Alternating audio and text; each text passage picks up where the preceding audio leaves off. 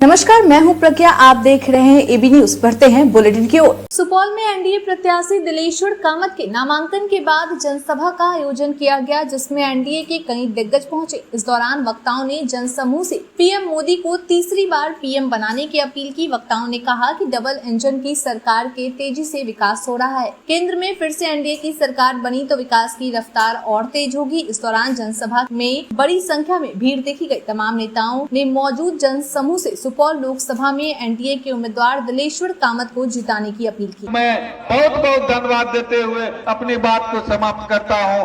जय हिंद। एनडीए गठबंधन जिंदाबाद। बहुत बहुत धन्यवाद साथियों। जय हिंद, जय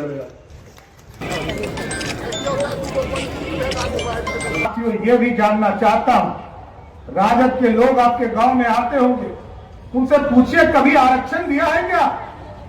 कभी दलित को आरक्षण कभी दिया? 2001 में चुनाव हुआ मुखिया जिला परिषद का, ना दलित को आरक्षण था, ना अति पिछड़े को आरक्षण था। ना 2002 में नगर निकाय का चुनाव हुआ, ना दलित समाज को आरक्षण था, ना अति पिछड़े समाज को आरक्षण था। लेकिन जब नीतीश कुमार जी और सुशील मोदी जी के जोड़ी जब बिहार में सत्ता में आई, तो महिलाओं को भी 50% का आरक्षण दिया और दलित और अति पिछड़े को भी मुखिया और जिला परिषद बनाने का काम किया। यह है एनडीए सरकार। लेकिन लालू जी का आरक्षण का मतलब क्या है मालूम है? पहले अपनी पत्नी को मुख्यमंत्री बनाना, फिर अपने बेटा जो पानी ढोता था क्रिकेट में, कभी क्रिकेट नहीं खेला, वो पानी ढोने वाले को उप मुख्यमंत्री बनाया। फिर दूसरा बेटा जिसने अपनी पत्नी पर अत्याचार किया, दरोगा बाबू की पोती, जो पहला यादव मुख्यमंत्री हुआ थे मंडल जी के बाद। और आप सोचिए कि उनकी पोती को तंग करने वाले को लालू जी ने मंत्री बनाया। फिर दूसरे कहा कि हमारी बेटियों को सत्ता देना है। ये लोग चाहते हैं कि फिर से नरेंद्र मोदी जी भारत के प्रधानमंत्री बने।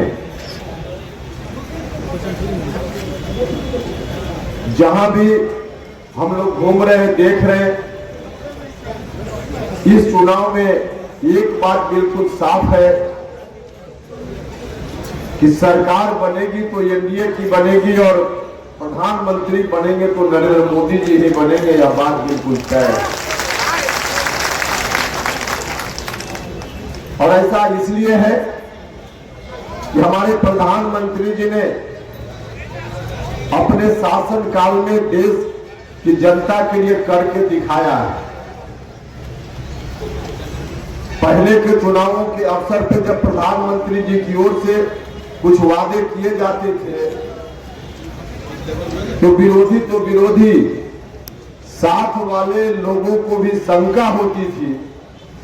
इतना बड़ा मुद्दा इन्होंने तय किया है, वादा किया है, हम पूरा करेंगे, पता नहीं पूरा हो पाएगा कि नहीं। की जनता ने और देश की जनता ने ये मन बना लिया है कि एक बार फिर से तीसरी बार मौजूदा प्रधानमंत्री आदरणीय नरेंद्र मोदी जी को देश का प्रधानमंत्री बनाना।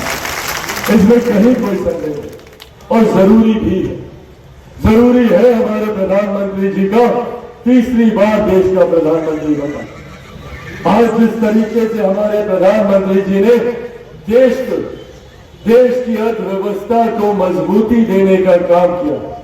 आज से पहले, एक दशक पहले, भैया हमें से कोई नहीं जानता था कि भारत की अर्थव्यवस्था किस पायदान पर है, कौन से नंबर पर है कि भी नहीं है। पर आज पिछले 10 सालों में हमारे प्रधानमंत्री जी की बदौलत देश की अर्थव्यवस्था दुनिया की 5 सबसे बड़ी अर्थव्यवस्थाओं में शामिल है। ये देन हमारे प्रधानमंत्री जी की है। कुछ लोग बोलेंगे कि भैया अर्थव्यवस्था अर्थशास्त्रियों से जुड़ा हुआ विषय, हमें उससे क्या फर्क पड़ेगा। पर जब देश की अर्थव्यवस्था मजबूत होती है, हर राज्य का राजस्व बढ़ता है। जब राज्य का राजस्व बढ़ता है तो उस क्षेत्र का आर्थिक विकास होता है।